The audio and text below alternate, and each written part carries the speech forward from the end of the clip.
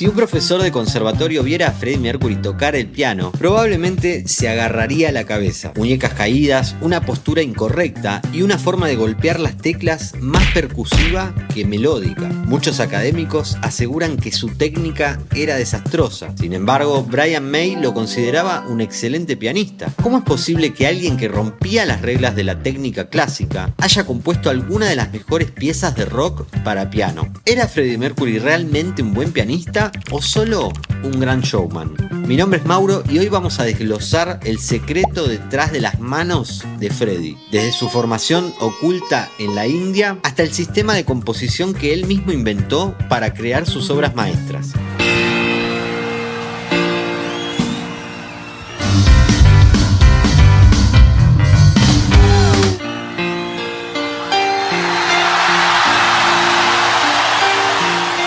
Apenas uno ve a Freddie tocando el piano, hay algo que llama la atención. Sus manos no se mueven como las de un pianista clásico. De hecho, su muñeca izquierda muchas veces queda demasiado baja, como colgando del teclado. También era normal verlo tocar con bastante intensidad y hasta golpearlas con cualquier parte del cuerpo. Todo esto da la imagen de alguien autodidacta. Sin embargo, la realidad es otra. Farrokh Bulsara, su verdadero nombre, comenzó su formación desde muy pequeño. A los 7 años fue enviado a estudiar a la India, a un colegio de estilo británico muy riguroso.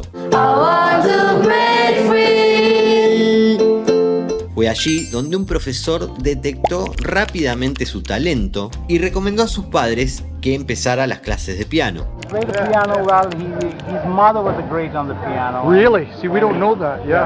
Con los años logró terminar el 4º grado de teoría y solfeo, pero lo que realmente llamaba la atención era su capacidad auditiva. Freddie podía escuchar cualquier canción en la radio y en poco tiempo reproducirla en el piano. Con solo 12 años ya era el pianista y uno de los cantantes de The Hectics, su primera banda. Pero había algo que llamaba aún más la atención. A pesar de haber estudiado piano clásico y teoría musical, años más tarde Freddie aseguraba que prácticamente no sabía leer partituras. Él mismo decía que no las necesitaba, y eso no significa que Freddie no entendiera la música. De hecho, Brian May y su amigo pianista Mike Moran contaron que Freddie había desarrollado su propia forma de documentar sus composiciones. Canciones tan complejas como Bohemian Rhapsody nacieron a partir de este sistema, cifrados americanos y símbolos que solo él comprendía. Es decir, que Freddie no dependía de una partitura tradicional para convertir sus ideas en grandes obras. Quizás eso explique por qué su forma de tocar era tan particular. Freddie no parecía preocuparse demasiado por la postura de las manos o por seguir los mandatos de un pianista clásico. Lo que realmente importaba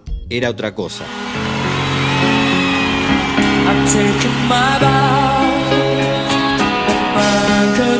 En We Are the Champions, por ejemplo, aparece esa postura tan particular, la muñeca izquierda quebrada, la respiración que acompaña cada nota y los ojos semicerrados, como conectado con algo del más allá. Pero detrás de esa imagen también había técnica. Su mano izquierda mantenía un pulso extremadamente firme, mientras la derecha dibujaba arpegios e inversiones de acordes estéticamente perfectos. Además, lo increíble es lo rápido que cambiaba de roles. Se levantaba del teclado y atajaba el micrófono para cantar un estribillo, como si el piano ya no existiera. Para Freddie, el piano no era el fin, sino una herramienta para transmitir su visión musical. De hecho, hay un recurso musical que repetía constantemente, y es más fácil reconocerlo si escuchamos el piano de manera aislada.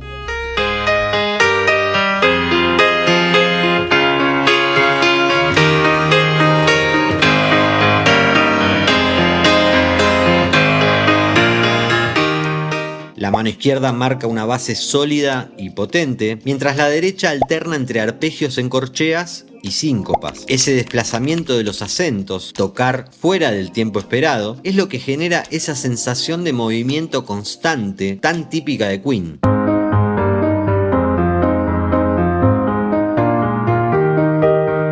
Para un pianista virtuoso esto puede parecer muy simple, pero hay algo que es bastante difícil a la hora de tocar el piano, y es mantener un pulso firme mientras haces otra cosa. Freddie lograba sostener ese ritmo percusivo mientras cantaba líneas vocales complejas por encima, y lograba que esa independencia sonara natural, algo que muy pocos músicos de rock han podido hacer. Si analizan temas como Dead on Two Legs, la mano izquierda de Freddie no está haciendo adornos, está reforzando el bombo y el redoblante de Roger Taylor.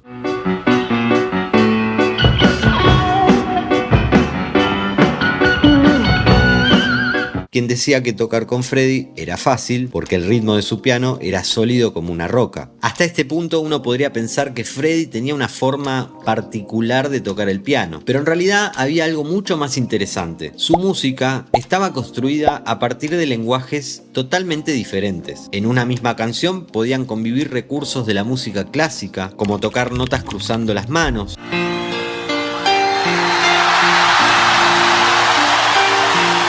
como lo hacían tanto Scarlatti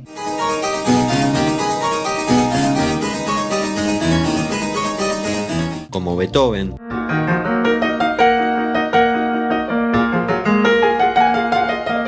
También incorporaba shades calcados de finales de blues sin que te des cuenta.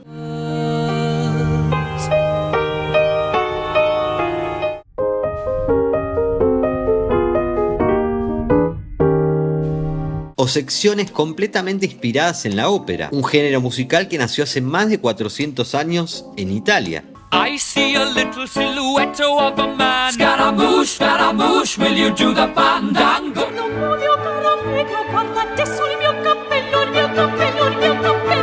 Y es que Freddie no se encerraba en un solo estilo, tomaba ideas de cualquier género que le sirviera, de sus años de coro en el colegio, de su formación pianística cuando era pequeño, o de pioneros de rock como Little Richard o Fats Domino, influencias que había adquirido en su adolescencia. Por todo esto, preguntarse si Freddie tenía buena técnica realmente que no tiene mucho sentido. Y la verdadera pregunta es, ¿por qué después de tanto tiempo lo seguimos reconociendo con solo escuchar dos notas? Para los que lo juzgan, Freddie nunca buscó la perfección del conservatorio. En cambio buscó una identidad sonora. Logró lo que miles de pianistas con técnica perfecta nunca consiguen: sonar como nadie más en el mundo. Cuando un artista logra eso, si la muñeca estaba alta o baja, pasa a ser un detalle insignificante. Cuando Queen entró en los 80s, Freddie prefirió soltar las teclas para ser el frontman total, dejando libre el terreno de los sintetizadores al resto de la banda. Mientras Freddie corría por el escenario, Brian May se adueñaba de las texturas del Yamaha DX7 y el bajista John Deacon se ocupaba de hacer sonar al mítico Júpiter 8. Freddie entendía que la canción estaba por encima del lucimiento personal. Y aunque muchos recuerdan a Queen por el piano de Freddie, en su etapa moderna la banda empezó a usar un sintetizador que cambiaría por completo su sonido. Si querés conocer la historia del Yamaha DX7 y cómo impactó en la música, hacé clic en este video que te dejo acá. Espero que les haya gustado. Nos vemos la próxima. Chau chau.